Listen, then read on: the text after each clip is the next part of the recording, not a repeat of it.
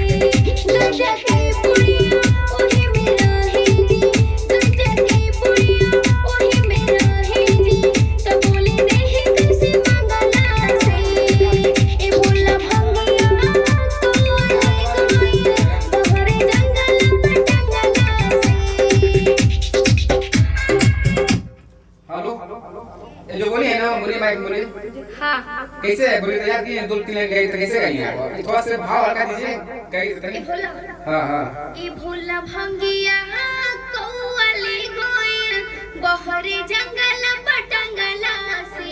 ठीक है ना? एक तो शुरू से ना फाइनल आ जाएगा, ठीक है ना? वो रखें उसको और शुरू से आ जाएगा ना पूरा फाइनल, ठीक है? आइएगा लास्ट दीवार